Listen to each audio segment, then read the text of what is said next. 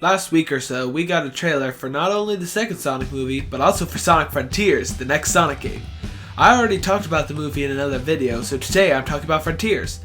But first, I want to say that I'll be working with official reveals in this video, and none of the mini leaks. The official ones revealed most of the stuff said in the most credible leaks anyway, except for the stuff about the Ghost Girl. Anywho, with that out of the way, let's dive in. Okay, first up is the trailer itself. First thing that I noticed was that it looks like they're going all out on the graphics. This game looks beautiful. This very well might be the best looking game since Unleashed. Other than that, the trailer didn't give away much else besides the fact that there's some kind of an eldritch deity that Sonic has to battle per the norm. Announcements from IGN and Nintendo Everything, however, gave us some very nice details. The game takes place on the Starfall Islands and will be set in an open world, which to me implies that we're going to be getting controls similar to the Dreamcast era and not the Boost 3D era. There's a plot overview on the Nintendo Everything article, but unfortunately, this is apparently incorrect. However, we do know that Amy will be in it due to her accidental inclusion in the Xbox version's trailer. Before hearing about that, I naturally assumed that the voice was the voice of this Ghost Girl that we've been hearing about in the leaks. However, this is not the case, as the subtitles in a deleted tweet from Sonic's Japanese voice actor say that Amy is the one talking.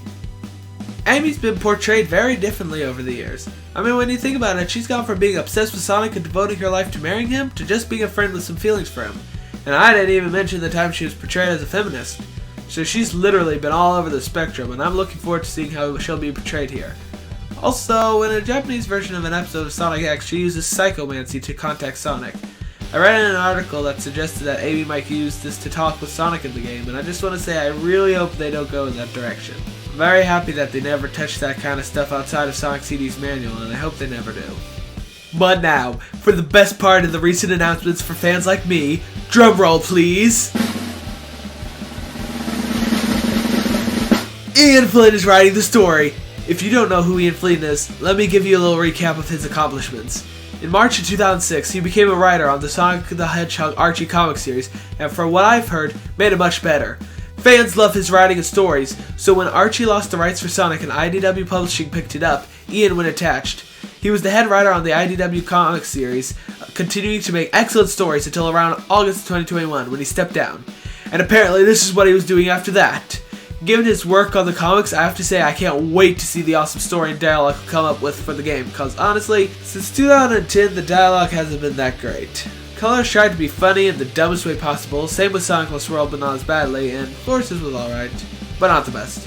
But now we've got Ian. Apparently he's also been a creative consultant for Sonic Prime, which is great to hear. Generally for me, the lore and stories are the best part about the Sonic series, cause seriously, gameplay wise the franchise hasn't been too good lately. Except for Mania, of course, that was a true masterpiece. So I'm very glad that the story and plot is going to be in the hands of a master such as Ian Flynn. Unfortunately, that's really all that's out there about Sonic Frontiers so far. If Amy's there, I can only assume Tails will be too, especially since his voice actress has stated that she will be playing him in future games. And if we were still in the 2010s, I would say that Knuckles would be here too, but since Ian has much more respect for Knuckles' canonical job of protecting the Master Emerald than most recent Sonic game writers, I think there's a lesser chance of him being in the game. And I respect that, although I hope they can find a good way to fit him in since he's a good character.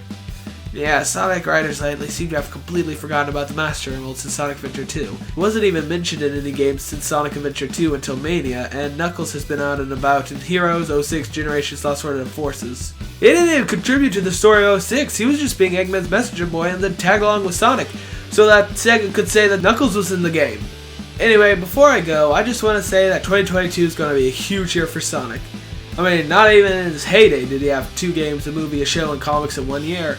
If these all succeed, it very well might propel him toward his level of success in the early 90s. Who knows, it might even get him there by 2024 2026 if these succeed and they follow up with more successes. If you like this video, please make sure to like and subscribe. I'll be releasing theory videos as appropriate pieces of the game are revealed, and the same goes with the movie. And even Sonic Prime, on which I'll release my first video sometime soon. But in addition to Sonic theories, my channel's main content is general video game related videos, which, if you like, is another reason to subscribe for. See you next time, and remember, don't mess with the moose.